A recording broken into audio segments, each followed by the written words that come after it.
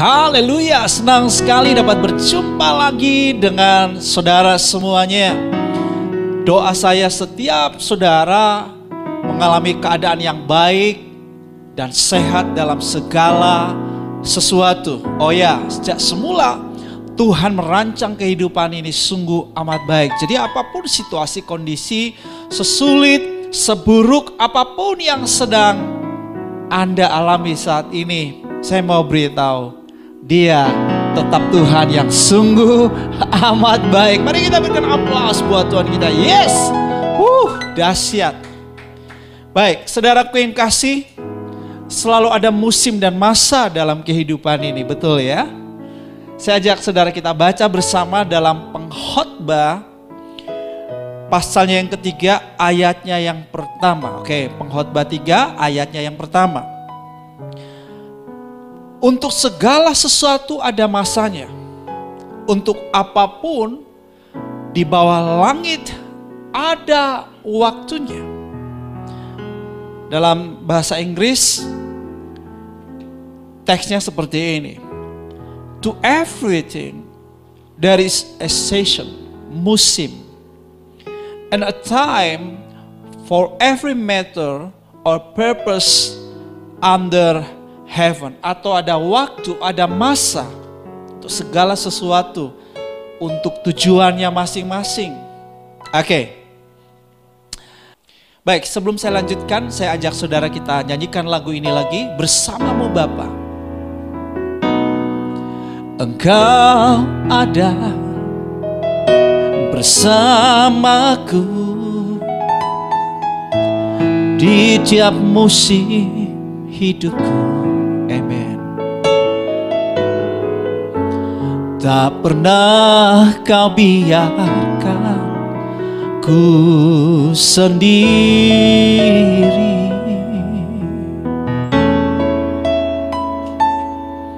Kekuatan di jiwaku adalah bersamamu. Amen. Tak pernah ku ragukan kasih-Mu.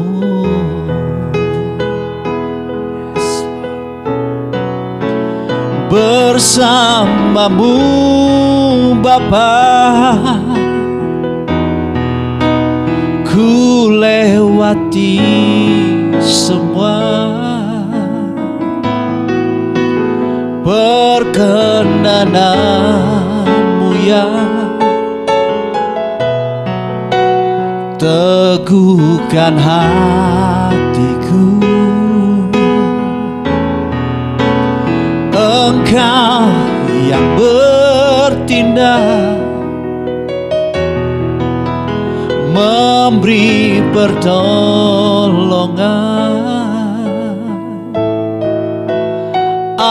Anugerah-Mu besar melimpah bagiku. Anugerah-Mu besar. Amen. Anugerah-Mu besar melimpah bagiku. Wow. Terima kasih Tuhan Yesus, kami bersyukur. Haleluya.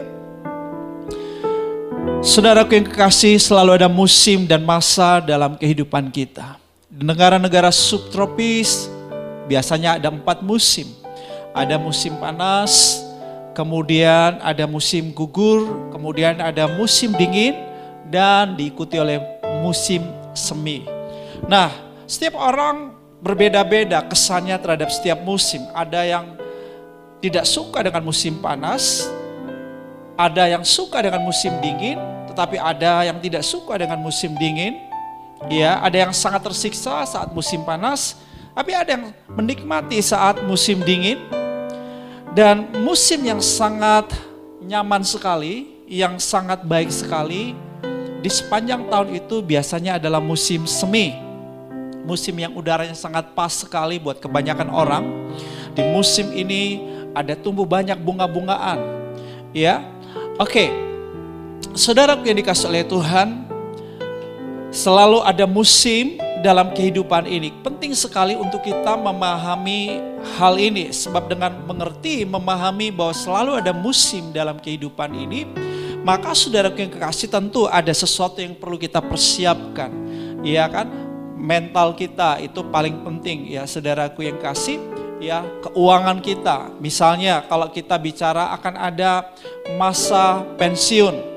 Ya, ada masa tua, sebab ada masa kanak, ada masa remaja, ada masa di mana kita jadi pemuda, ada masa kita juga dewasa, dan lanjut usia.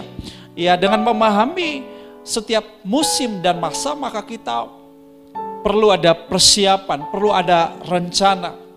Kata John Maxwell, kalau kamu tidak punya rencana, sebetulnya kamu punya rencana untuk gagal. Jadi orang yang tidak punya rencana sebetulnya juga punya rencana, yaitu rencananya untuk gagal. Nah, saudaraku yang dikasihi oleh Tuhan, kehidupan manusia ini silih berganti dengan musim dan masa. Ya, ada yang menyenangkan, ada yang menyakitkan, ada yang kita nikmati, ada yang begitu menyiksa. Saudara, ada janji Tuhan. Ada janji Tuhan buat kita. Saya ingin kita buka Alkitab kita dalam Zakaria pasal 14 ayat 6 sampai ayatnya yang ke-9. Saya ajak saudara kita akan membaca bersama-sama dari Zakaria ya. Ayat 6, maka pada waktu itu tidak akan ada lagi udara dingin atau keadaan beku. Berarti ada sebuah musim yang berbeda ya. Sebuah musim yang baru. Tetapi akan ada satu hari itu diketahui oleh Tuhan dengan tidak ada pergantian siang dan malam. Dan malam pun menjadi siang. Saya sebut ini musim kemuliaan. Ayat yang ke-8, pada waktu itu akan mengalir air kehidupan dari Yerusalem, setengahnya mengalir ke laut timur dan setengahnya lagi mengalir ke laut barat. Hal itu akan terus berlangsung dalam musim panas dan dalam musim dingin. Nah, ini yang Tuhan katakan kepada kita. Dengarkan baik, simak ini. Bahwa apapun musim yang sedang Anda hadapi saat ini, apakah musim panas atau musim dingin, ini janji Tuhan. Air kehidupan daripadanya akan terus mengalir dalam hidupmu. Katakan amin. Haleluya, saya percaya saudaraku, Tuhan selalu membuat perbedaan antara orang benar dan orang fasik, antara orang yang beribadah kepada Tuhan dan yang tidak beribadah kepada Tuhan. Katakan amin. Puji Tuhan. Nah, saudara-saudaraku yang dikasihi oleh Tuhan, dengan janji ini saudaraku, maka kita terus siap bersemangat ya di setiap musim apapun dari kehidupan ini. Kita terus percaya ada Tuhan bersama kita di setiap musim hidup kita. Nah, pertanyaannya adalah bagaimana kita dapat menikmati makna dan bermakna dalam setiap musim dan masa kehidupan ini. Nah, kata kuncinya adalah makna. Artinya apa? Bahwa di setiap musim dan di setiap masa itu ada maknanya. Jadi ini poin yang penting sekali buat kita. Tanpa kita mengerti hal ini, maka saudara yang kasih, setiap musim dan masa, sekalipun musim dan masa itu masa yang menyenangkan, musim yang baik, tetapi kita bisa saja tidak menikmatinya. Karena ada sesuatu yang salah di dalam hidup kita, yaitu kita tidak menemukan makna di setiap musim dan masa itu. Dan kita tidak memberikan makna pada musim dan makna itu. Itulah sebabnya saudara kita perlu sebuah formula. Formula ini saya sebut PAS, perspektif, adaptasi, solusi kreatif. Pasti, ya. Oke. Bagaimana kita memandang, bagaimana kita memahami masa dan waktu atau musim dalam kehidupan ini, bagaimana kita memaknainya akan sangat mempengaruhi semua aspek jiwa kita, aspek pikiran kita, aspek emosi kita, aspek tindakan-tindakan kita, sikap perilaku kita akan sangat dipengaruhi oleh perspektif. Itulah sebabnya penting sekali kita punya perspektif mengenai musim dan waktu.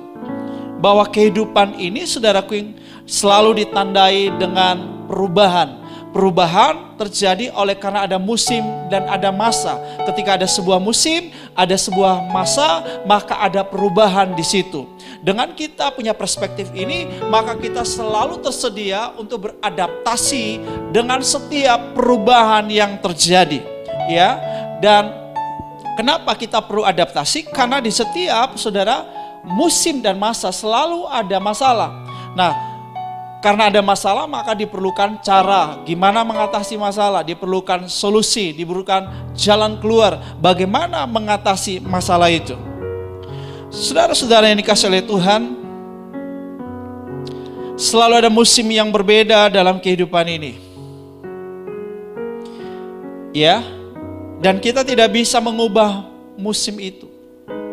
Tetapi yang bisa kita ubah adalah sikap kita. Pada setiap musim ada sebuah kesempatan. Pada setiap musim ada peluang. Peluang, kesempatan untuk kita belajar. Peluang dan kesempatan untuk kita bertumbuh. Setiap musim dan waktu membuat hidup ini menjadi lebih dinamis. Setiap musim dan waktu membuat hidup ini menjadi berwarna, nggak boring, tidak membosankan, tidak monoton.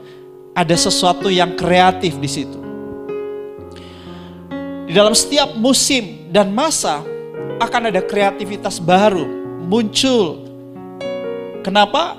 Karena diperlukan penyesuaian pada setiap perubahan itu.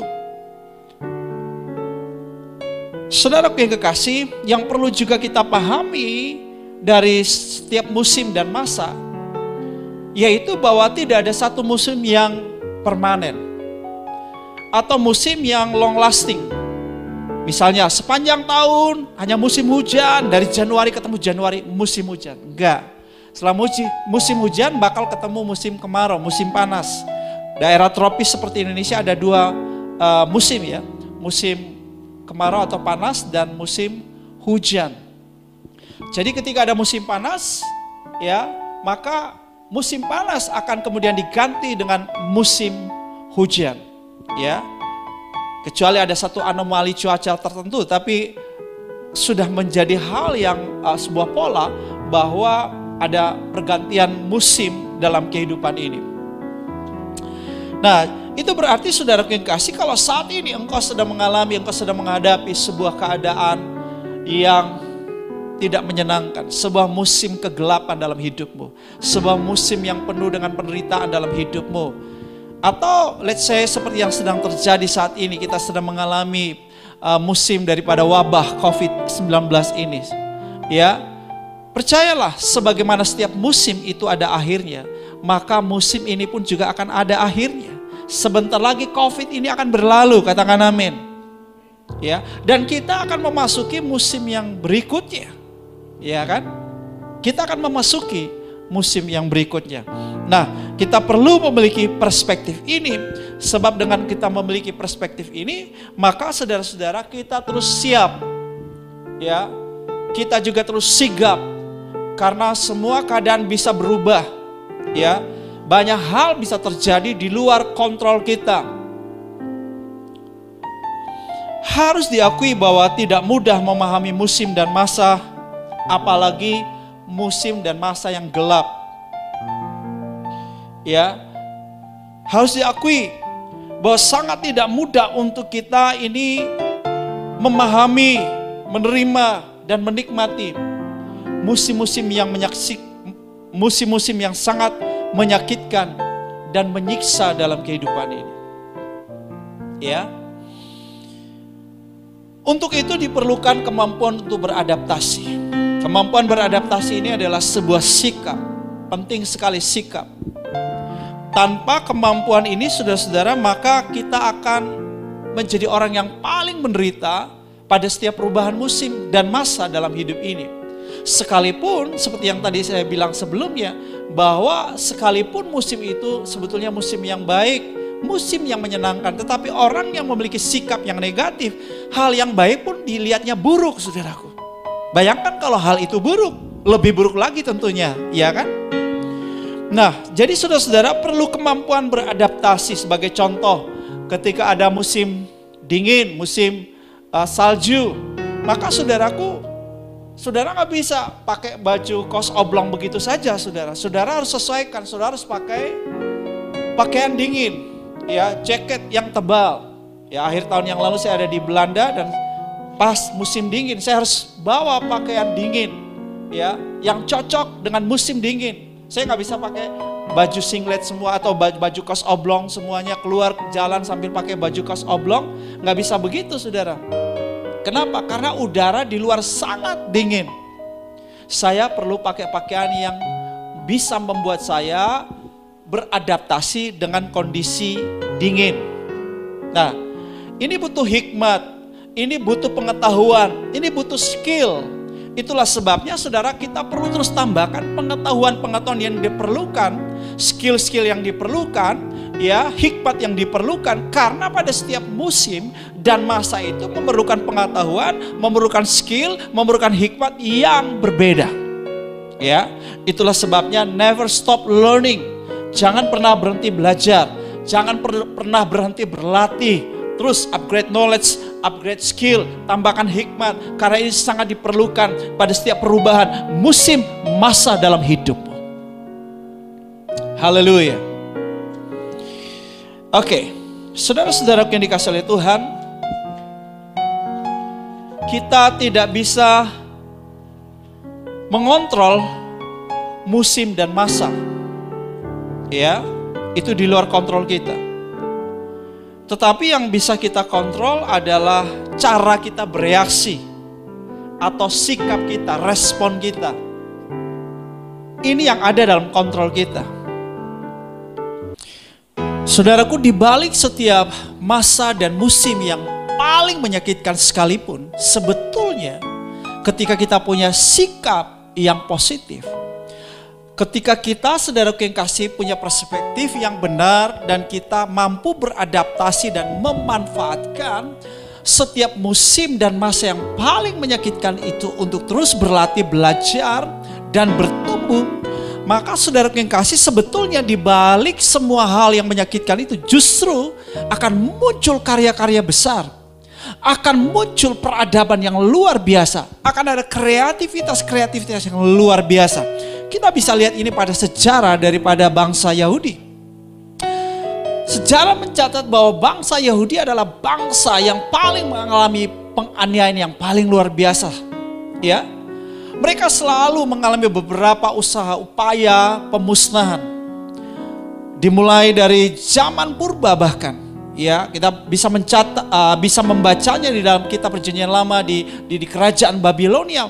Mereka juga ada dalam pembuangan. Ya, jadi bangsa Yahudi ini bangsa yang sudah sangat dibenci dari dulu dan bangsa yang paling banyak mengalami penganiayaan dari bangsa-bangsa lain. Herannya sampai hari ini mereka masih tetap ada, saudara.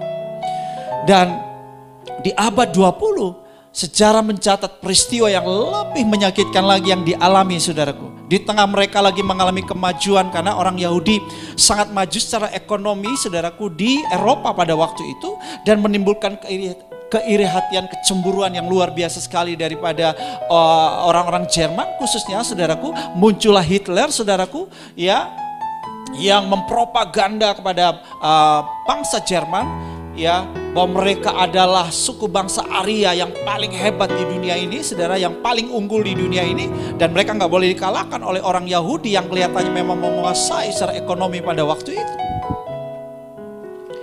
Apa yang terjadi, saudaraku? Pemerintah Nazi Jerman pada waktu itu, ya, di bawah kepemimpinan Hitler, ya, telah membasmi kurang lebih 6 juta keturunan Yahudi di Eropa. Ada 1 juta anak-anak, ada 2 juta wanita, dan ada 3 juta pria. Saudara, tapi fakta hari ini,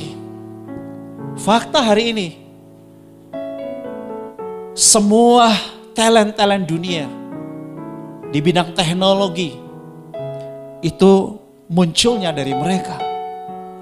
Bahkan ini fakta bahwa keuangan dunia ada di tangan mereka. Bahwa ini fakta bahwa banyak orang pintar, orang-orang berintelektual tinggi adalah mereka. Ini menunjukkan dan membuktikan, saudaraku, bahwa ketika ada satu peristiwa, musim dan masa yang paling menyakitkan dalam hidup kita sekalipun yang kita alami, itu bukan akhir dari hidup kita dan itu bukan kiamat. Kalau kita punya perspektif yang benar, kita punya kemampuan beradaptasi, di situ kita akan menemukan solusi-solusi kreatif. Saudara, ada banyak cerita dari peristiwa ini. Salah satunya adalah kisah Viktor Frankl. Dia adalah salah satu dari korban kekejaman Nazi pada musim gugur 1943. Ia, istrinya dan juga orang tuanya dideportasi ke kamp konsentrasi. Sedihnya, saudara, istri dan ibunya meninggal. Ia sendiri selamat dari Holocaust itu pada 27 April 1945 oleh tentara Amerika Serikat. Saudara, kurang lebih 3 tahun dia ada di kamp konsentrasi. 3 tahun itu sebetulnya panjang sekali sebetulnya. Nggak perlu 3 tahun, 3 hari saja itu orang sudah ada di neraka yang luar biasa. Sangat menyakitkan. Dan dia menyaksikan begitu banyak orang yang meninggal. Ya, begitu banyak orang tidak bertahan hidup karena penyiksaan yang luar biasa itu. Begitu banyak orang depresi dan bunuh diri. Tidak kuat, tidak tahan, mampu menghadapi penyiksaan yang begitu luar biasa sekali, yang sangat biadab, yang sangat tidak manusiawi. Bahkan binatang diperlakukan lebih baik dari manusia. Wow. Viktor Frankl hanya menjumpai beberapa orang yang bertahan hidup. Sebagai seorang psikolog, dia jadikan itu sebagai laboratorium. Riset secara langsung, pengalaman hidup dia sebagai riset. Dia menemukan begini, karena itu juga dialami buat dirinya sendiri. Dia menemukan bahwa orang-orang yang bertahan hidup adalah orang-orang yang telah menemukan alasan mengapa dia harus hidup di dunia ini. Orang-orang yang menemukan makna kehidupan, bahkan orang-orang yang menemukan makna kehidupan di balik penderitaan itu sendiri. Dan Viktor Frankl berkata, bahkan semua penderitaan atau setiap penderitaan dan bahkan kematian itu sendiri adalah sebuah makna. Bahwa ketika seseorang bisa menemukan makna dalam setiap peristiwa kehidupan yang paling pahit dan paling menyakitkan, dia orang yang paling berbahagia sebetulnya. Viktor berkata, jangan pernah kejar kesuksesan dan kebahagiaan, sebab engkau tidak pernah mendapatkannya. Tetapi kejarlah makna dalam kehidupan dan jadilah bermakna, maka sukses dan kebahagiaan mengikuti hidupmu. Ini seseorang seorang Viktor yang mengatakan hal ini adalah seorang yang sudah ada di dalam pengalaman yang paling pahit. Dia nyaris beberapa kali meninggal, tapi dia bertahan hidup. Hanya karena dia punya satu harapan besar. Satu harapan di dalam makna hidup dia. Dia tahu bahwa salah satu makna hidup adalah cinta. Tanpa cinta orang gak punya alasan untuk hidup. Itulah sebabnya ini yang dia pikirkan siang dan malam dalam penderitaan yang sangat. Hanya ingin menjumpai istrinya yang dia cintai. Cinta kepada istrinya membuat dia bertahan dan bersemangat dan bertahan dan bersemangat untuk hidup di tengah siksaan itu. Dan dia belajar menikmati siksaan yang berat itu. Yang kedua, dia bilang, aku harus hidup karena aku harus menolong banyak orang menemukan makna dalam kehidupan. Bahwa ada makna di balik sebuah penderitaan dan bahkan kematian sekalipun. Sejatinya seseorang itu adalah ketika dia menemukan makna dalam kehidupan ini dan bermakna dalam kehidupan ini. Saudara yang dikasih oleh Tuhan, ini rahasianya. Ini pesan penting yang perlu Anda dengar. Anda perlu punya perspektif yang benar. Kemampuan adaptasi. Ketika Anda punya perspektif, Anda punya kemampuan beradaptasi, maka akan ada solusi. Sebab di dalam setiap musim dan masa, tentu ada masalahnya tersendiri. Diperlukan hikmat, diperlukan cara, diperlukan jalan keluar. Dan selalu ada solusi sebetulnya di dalam setiap masalah. Solusi itu datang ketika Anda punya perspektif yang benar dan punya kemampuan untuk adaptasi. Pesan penting yang Anda harus ingat, temukan makna di balik setiap musim dan ciptakan makna hidup di setiap musim kehidupan. Setiap musim dan masa punya pengalaman tersendiri. Setiap musim dan masa punya pesan tersendiri. Setiap musim dan masa punya tujuan tersendiri. Adalah sebuah kebodohan dan kemalangan ketika kita tidak dapat menerima musim dan masa dalam kehidupan. Itulah sebabnya yang diperlukan adalah kemampuan untuk beradaptasi. Kemampuan untuk menerima setiap musim dan masa dengan rasa syukur. Kemampuan ini membuat kita menemukan solusi kreatif. Sebab pada setiap musim dan masa, selalu ada sebuah cara baru. Selalu ada hikmat. Selalu ada kreativitas. Doa saya, setiap jemaat menggunakan formula ini, pasti perspektif, adaptif, dan solusi kreatif. Tuhan menyertai.